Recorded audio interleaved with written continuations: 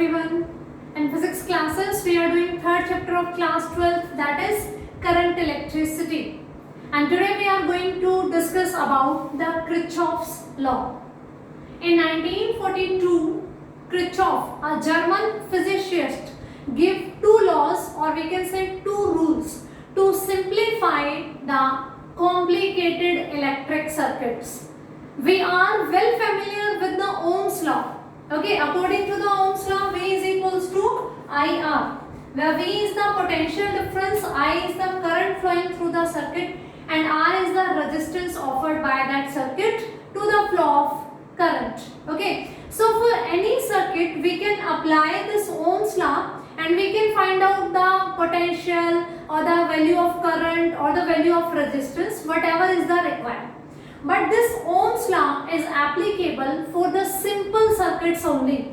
If we have a complicated circuit like this, in which we have different sources of EMF, different resistors are connected there, means multiple junctions, loops are there, then this Ohm's law we cannot apply. And that stage, when Ohm's law was not able to simplify these complicated circuit, at that time in 1942, Kirchhoff gives two laws. Okay, and they are known as Kirchhoff's first law, Kirchhoff's second law. They are also known as junction law or loop law. They are also known as current law or voltage law. So you have to learn all these three names for a particular law or rule, because in exam they can ask by any name. Okay, Kirchhoff's first law or junction law or current law. Similarly, Kirchhoff's second law, loop law or voltage law. We have one more name for these. Junction can be replaced by the word node and loop word can be replaced by the word mesh. I am going to tell you about the meaning of all these new words. You are going to say ki what is junction, what is loop, what is node. Okay, so I will tell you all the meanings. Firstly, I am just tell you about the names. Why these rules are there? To solve the complicated electric circuits, which is having more than two, more than one, more than three, means multiple sources of EMF, multiple number of conductors are connecting there. So that kind of complicated circuit, if we want to find out the value of current or potential or resistance according to the situation, then these Kirchhoff laws are going to help us a lot. Okay, so firstly we should know about the meaning of this word junction and then this word loop. Junction word and node word means the same. Similarly, loop word and mesh word means the same. Okay, so what is the junction? I have drawn a circuit here.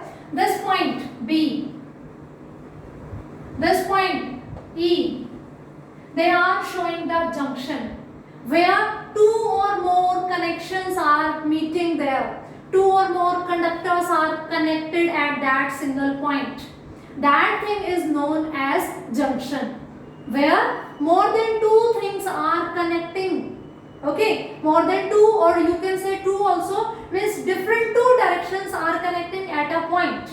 You have seen in the railway tracks also na, few railway stations are known as junction railway stations because they are connecting the railway tracks of different directions, different cities at a particular station. That's why that is known as junction. And you know, means a few examples are there, like Delhi is the famous, you can say Bombay, because they are connecting the railway tracks of different states also.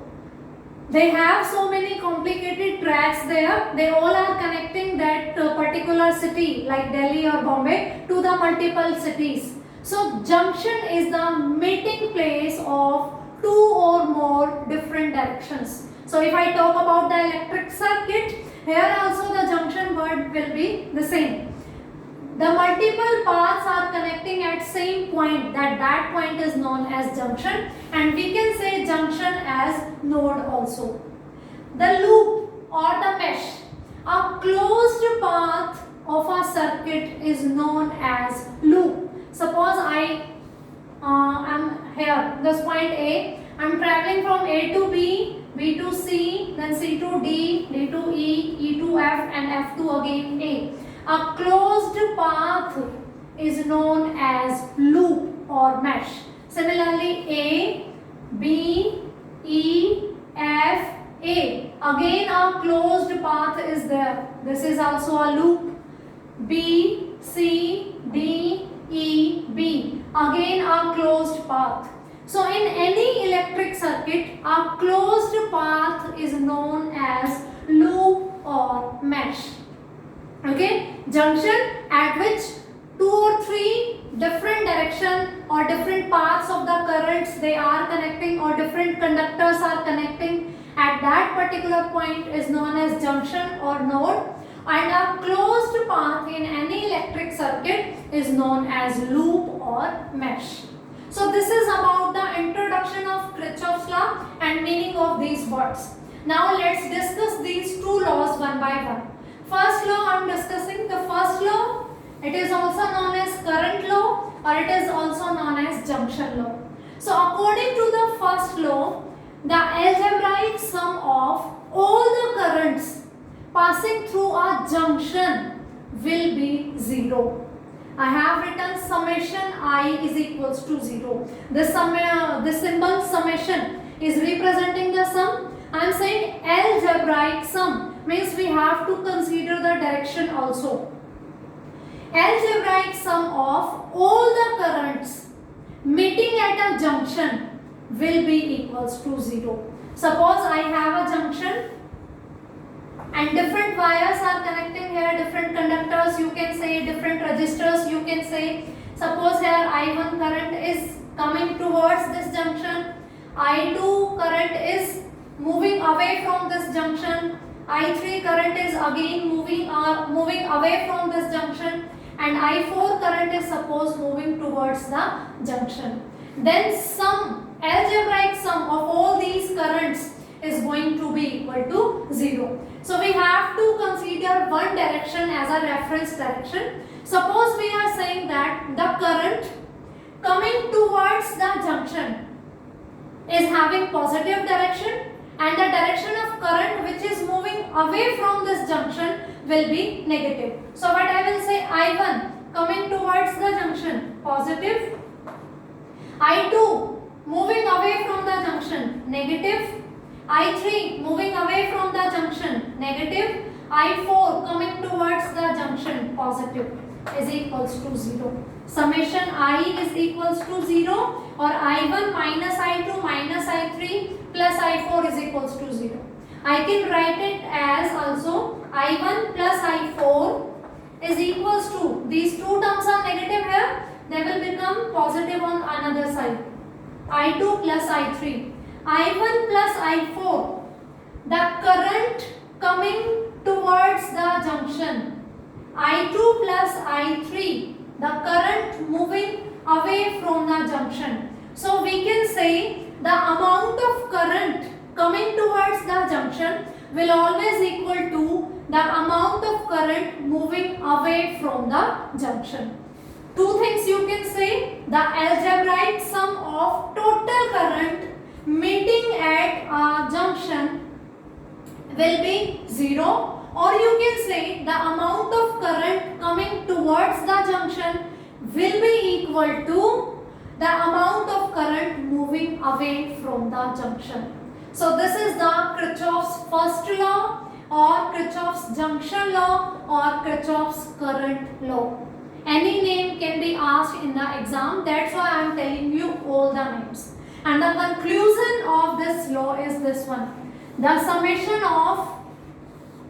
of algebraic sum of all the currents meeting at a junction will be equals to 0. And by diagram I have shown this thing to you. Okay, I hope this is clear to you.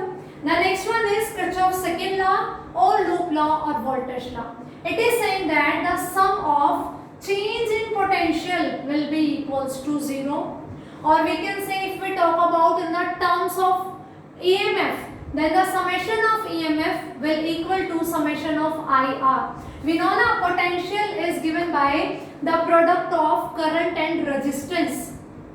It will depend on the circuit. We are facing the cell or battery, means we are facing the source of EMF, or we are facing the resistors and the current passing through them. But we always, for this law, talk about the term potential. Not only in the term of current, not only in the term of resistance. We talk about in the terms of potential. If you are having the values in the terms of current and resistance, you are going to multiply I into R, because the product I into R will give us the potential. Okay, so this summation is also going to be equal to 0. Again we are going to take the concept of direction here also. Okay, so for discussing this law, I have drawn a diagram already here. In this, 3 loops are there. I told you earlier also when I am telling the name of the loops. The loop A, B, E, F, A. This loop, the loop B, C, D, E, B. Second loop A, B, C, D, E, F, A. The bigger one, the outer one, the third loop. Okay, so 3 loops are there in this diagram, and on all the 3 loops I will tell you how to apply this second law. The conclusion is this one for both the laws. The algebraic sum of current is 0, the algebraic sum of change in potential will be equals to 0. And in the exam, they can directly be asked like what are the Kirchhoff's law, state and prove. Then for from any example you can draw any diagram and then you are going to tell explain these laws. Or the famous thing which is coming in the exam is the numericals. They are going to give a complicated structure and then they will say ki find out the current in each branch.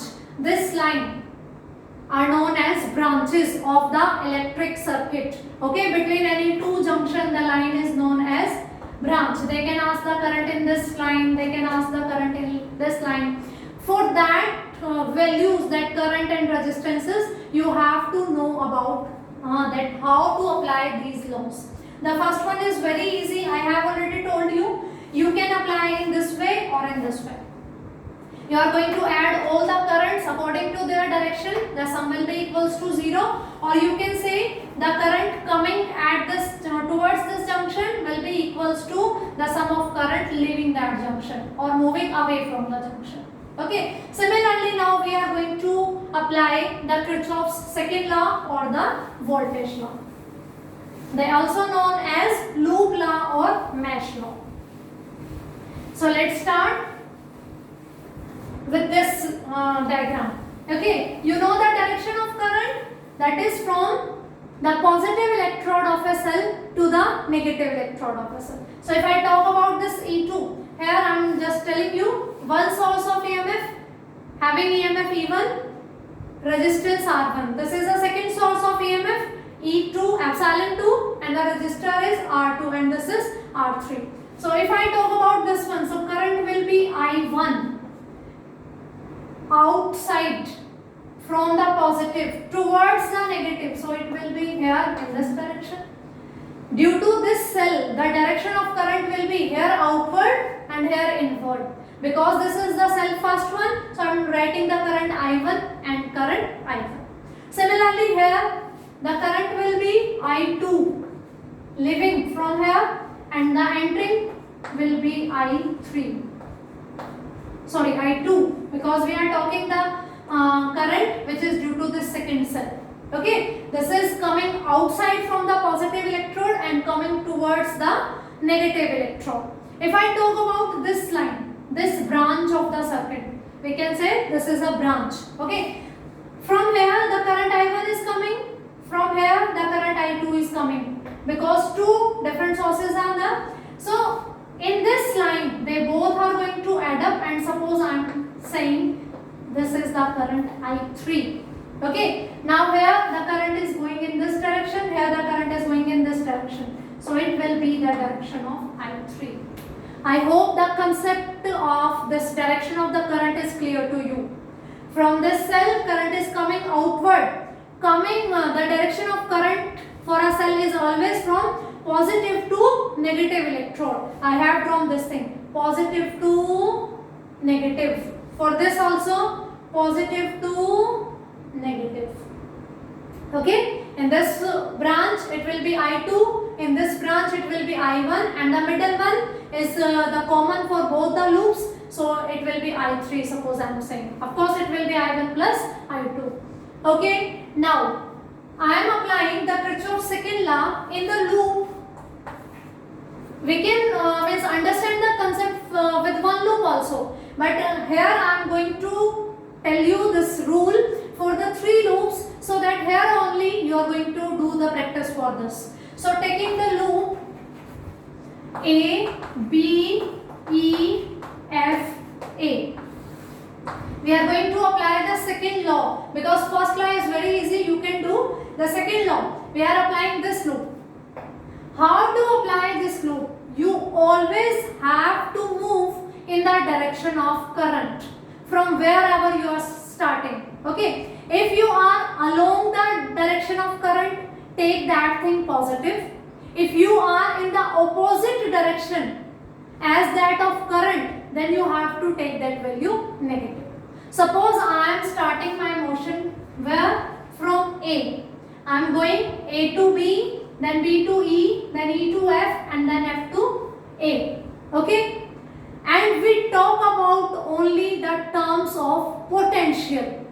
We talk about only the terms of potential, because this is the law of voltage law. So either we talk about V, or we talk about epsilon, or we talk about in the terms IR, because we talk about in the terms of potential only. And we can move in anti-clockwise or in clockwise, any direction, it's up to you. Just remember single rule, that if you are moving in the direction of current, take everything positive, whichever are coming in the path. And if you are facing the opposite direction of current, then take the things negative. And what things you are going to take? The potential things. Okay, suppose I am moving from point A to B. The current I1 is here, but no resistor is here now. So we will not take this value. Okay, then we are moving A to B, and then here. Here I have current I3 and resistor I3. So here I can find out the potential. So it will be I3 R3. Okay, we have starting moving from A to B, then towards the E. We are going to take the terms of potential. Here I got the current and resistance. So I into R will give the potential I3 R3. Then moving, then again moving, then again moving. Here the current I1 is coming up. I1 R1, and we are along the direction of current. That's why we are taking the value positive. Okay, I3 R3. You will say here the current I1 is here, but that is only in the branch AB. Leave it, because you are now here in the branch BE. Here the current is I3, resistance is R3. So potential will be I3 R3. Now you are moving, here the current is I1 R1. So potential will be I1 R1. Now you have started moving from A. You are moving like this, and this. Now you are facing negative electrode of the cell. Then put negative. And what is its potential or its EMF is minus E1 is equals to 0. This was the law. The change in potential will be equals to 0. This is showing the change in this loop. A, B, E, F, A. We will take only the potential terms. IR, and EMF. It is also a potential. Okay. You have started the motion from A to B, B to E, E to F, F to A. Then you are facing the negative electrode of this cell. That's why you have taken negative.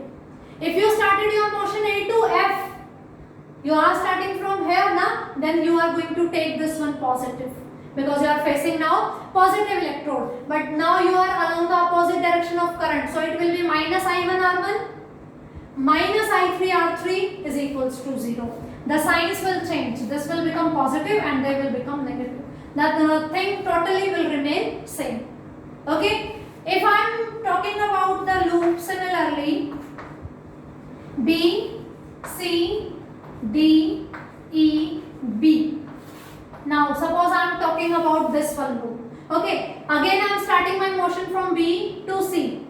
only current is there, no potential because no resistance is there. Then C to here.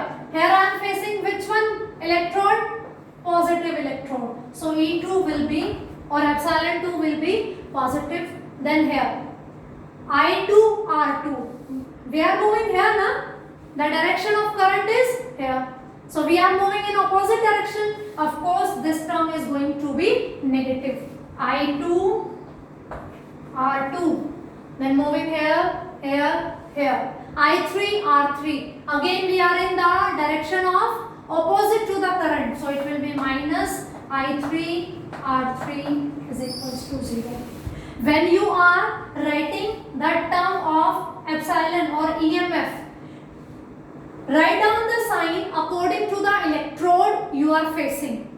Here we were moving from here to here. We are facing negative electrode. That's why we have put the negative sign. Here we are moving here to here. We are facing the positive electrode. That's why it is epsilon 2. And we are moving in opposite direction of current. So that's why the terms containing current will become negative. Okay?